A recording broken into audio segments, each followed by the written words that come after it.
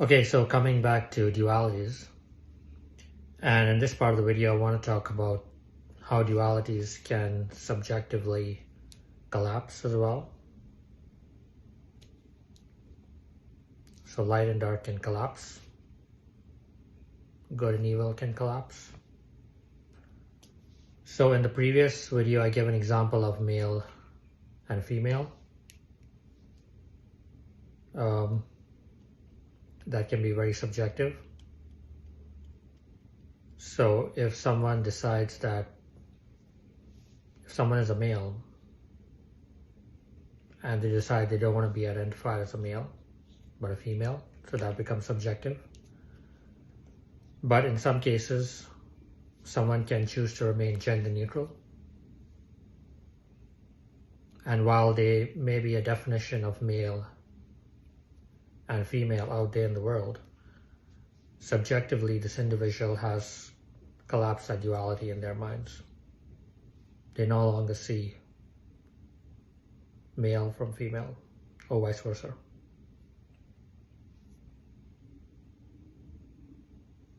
Take another example of rich and poor.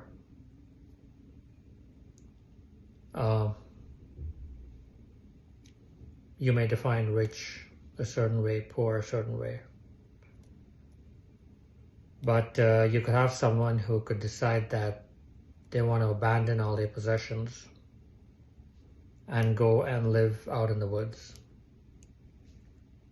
where they will build their own house, hunt for their own food, and they'll survive. So in that sense, they have collapsed the duality of rich and poor. They no longer care about possessions because they are surviving. And if they're surviving, then why should rich versus poor matter to them? Right?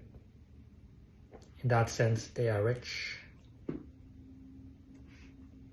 if they have built their own houses and they hunt their own food.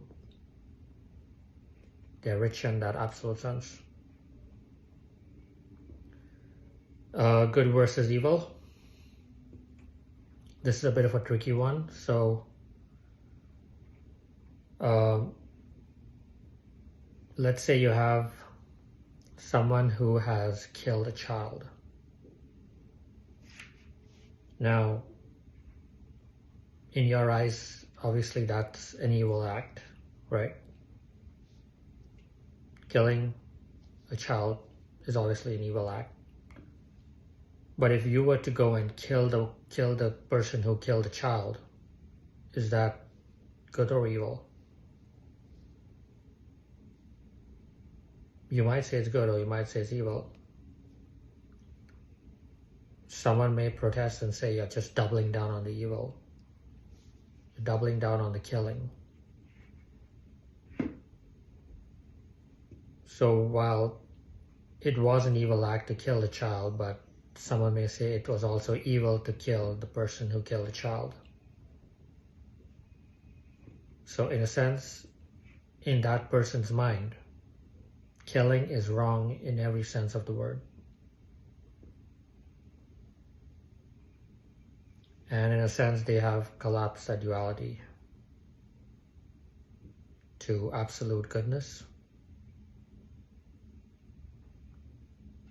They refuse to kill regardless.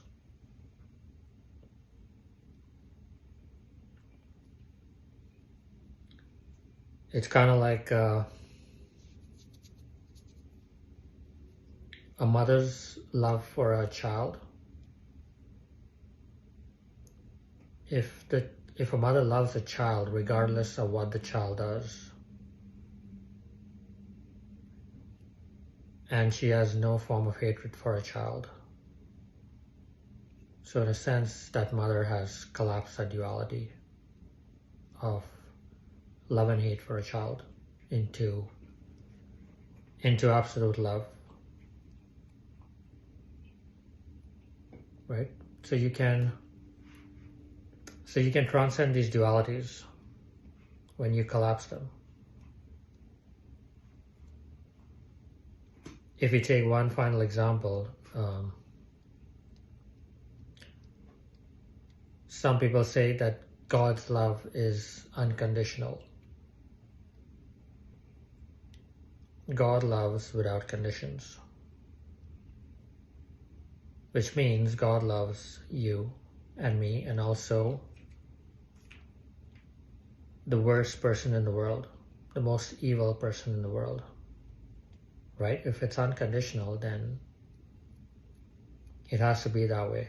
God has to love regardless.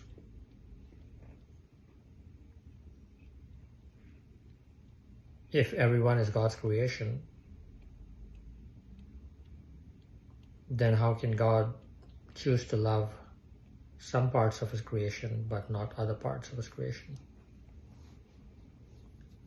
So in that sense, God has collapsed the duality of love and hate into absolute love, unconditional love.